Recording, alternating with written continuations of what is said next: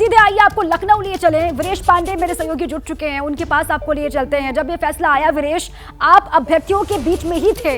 अब इस फैसले को किस तरीके से जो लोग हैं वो देख रहे हैं, क्योंकि यही तो मांग थी कि री एग्जाम हो, दोबारा परीक्षा करवाई जाए। अब वो सरकार ने ऐलान कर दिया है उसका।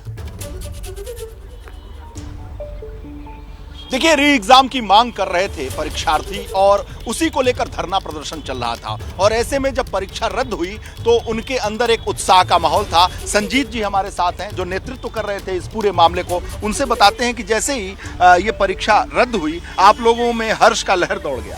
सर, ये खुशी की बात थी, एक बहुत बड़ी जीत थी, क्योंकि ना इस तरीके से ना छोटे छोटे मुद्दे को दबा दिए जाते हैं। अगर ये जीत नहीं होती तो आगे मतलब पता नहीं, कोई हमारे सुनने वाला नहीं था। बहुत लोग पूछते थे कि अगर ये रद्द नहीं होता, री एग्जाम नहीं होता तो आपका नेक्स्ट प्लान क्या। हम लोग नेक्स्ट प्लान के साथ आए ही नहीं है। There is no any B plan. हम क्यों का आए हैं तो हम प्लान ए के साथ आए हैं। इस परीक्षा को रद्द ही करना है। अगर रद्द नहीं होता तो आगे से कोई भी तैयारी नहीं करेगा। बस इससे सरकार की भी बचत होगी, सारी सुविधाएं को कुछ नहीं परेशान होना पड़ेगा। और बच्चे ये बोल सकते थे डायरेक्ट वही काम करें, जिनके पास पैसा है डायरेक्ट वो भर्ती हो जाएं। और बच्चे क्यों मेहनत करेंगे, क्यों 3 महीने अपने घर से बाहर रहते हैं, कोसों दूर अपने घर से बाहर रहते हैं, सुबह का खाना रात में खाते हैं। ये बच्चे, जाहिर सी बात है जो आप लोगों का संघर्ष था वो रंग लाया। क्या कहेंगे भैया आप? देखिए सर, जो हम लोग 18 तारीख से बाद लगातार हम लोग आंदोलन कर रहे थे और हमारी एक ही मांग थी कि री एग्जाम कराया जाए, क्योंकि जो परीक्षा हुई थी 4 पालियों में, उसमें कहीं न कहीं सबको पता था कि इसमें पेपर लीक हो गया था, जिसको लेकर के हम लोग लखनऊ के इको गार्डन में लगभग 1.5 दिन आंदोलन किया। और माननीय मुख्यमंत्री जी ने हम लोगों की बातों का संज्ञान लिया और आज उन्होंने एग्जाम को निरस्त कर दिया। निरस्त कर दिया। भैया आप क्या कहेंगे? सर, मैं धनंजय गुप्ता देवरिया से हूँ। ये जो गवर्नमेंट का फैसला काफ़ी सराहनीय है, लेकिन सिर्फ ये वापस लेने से नहीं होगा। जो भी परीक्षा विद इन द टाइम होना चाहिए। और उसी कड़ी में एक टीचर का भी आंदोलन चल रहा है, जो पिछले अनवरत 619 दिन से और 62 दिन भूख हड़ताल को गए। मैं माननीय मुख्यमंत्री जी आपके चैनल के माध्यम से कहना चाहता हूँ, अगर जो माननीय मुख्यमंत्री जी हमारी बात पहुँचती है तो ये आंदोलन 619 दिन से है। तो मैं माननीय मुख्यमंत्री जी, आपने लिस्ट निकाली 800 की।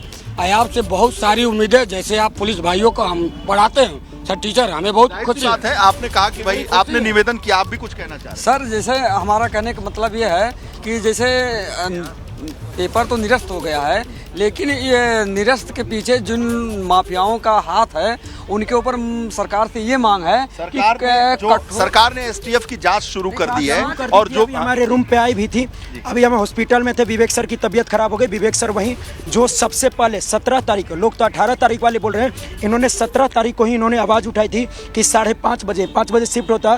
तो एसटीएफ अभी आई थी हॉस्पिटल में, उनकी थोड़ी तबीयत खराब है तो हॉस्पिटल में थे। वहाँ पे उनकी मतलब कि परसों उनको सारे सब जांच शुरू हो गई है एसटीएफ की। भैया आप क्या कहेंगे? सर, हमें ये कहना है कि माननीय हमारे न्यायप्रिय मुख्यमंत्री श्री योगी आदित्यनाथ जी ने 23 दिसंबर 2021 को आरक्षण विसंगति को दूर करते हुए हमें 5 सदस्यों की जो डेडिकेशन टीम को बुलाया और उन्होंने अपने ट्विटर हैंडल अकाउंट से ये घोषणा की कि हाँ 69,000 शिक्षक भर्ती में बात है। कुछ कहना? हाँ, सबसे पहले मैं नवीन सर और विवेक सर को धन्यवाद करना चाहूँगा कि हमें इस काबिल बनाया कि हम इको गार्डन में आ सके लड़ाई लड़ने के लिए। और उसके बाद से जैसे योगी महाराज जी कहते हैं कि जैसे जिस प्रकार से एक निषाद गुरु को निषाद ने राम को पार करवाया था, हम यही कहना चाहेंगे योगी जी से। वीरेश, कुल मिला के देखिए, ये जो फैसला सरकार ने लिया है, वो छात्र ये बता रहे हैं, अभ्यर्थी ये कह रहे हैं कि स्वागत योग्य फैसला तो ये है जिसकी वो लगातार मांग कर रहे थे, लेकिन साथ साथ में वो गारंटी भी चाहते हैं। वो गारंटी इस बात की कि अगली बार जब परीक्षा हो तो इस तरीके की कोई गड़बड़ी ना हो, इस तरीके से अब खबर ना आए कि परीक्षा लीक हो गई है। ये गारंटी अभ्यर्थी जरूर चाहते हैं सरकार से। देखिए, निश्चित रूप से वो जिस तरीके से फॉर्म भरे ये परीक्षार्थी, उसके बाद से परीक्षा रद्द हुई, कहां से चलकर ये परीक्षा देने आए, कहां सोए, कहां खाए, इसकी कोई गिनती तो है नहीं। अब अगली परीक्षा हो उसमें भी लीक हो जाए तो ये परीक्षार्थी आखिर कहां जाएंगे?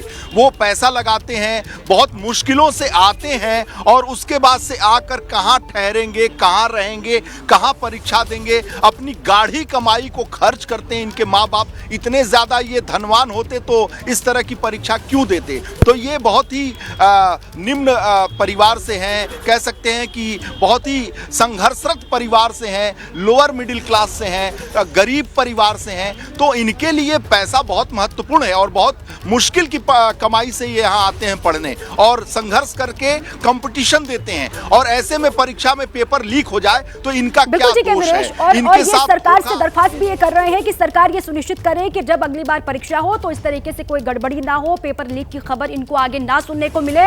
ये भी सरकार से गारंटी अभ्यर्थी चाहते हैं। शुक्रिया आपका वीरेश पूरी जानकारी के लिए और अभ्यर्थियों से बातचीत के लिए भी। जैसे ही घड़ी का काटा दोपहर 2:30 पे आए, बबीता जी का दिल सास बहू साजिश के लिए मचल जाए।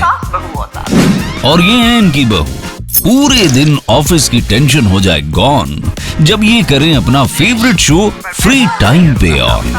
इनकी तरह आप भी देखिए अपना फेवरेट शो अपने टाइम पर और डाउनलोड कीजिए एबीपी लाइव ऐप अपने स्मार्ट टीवी पर।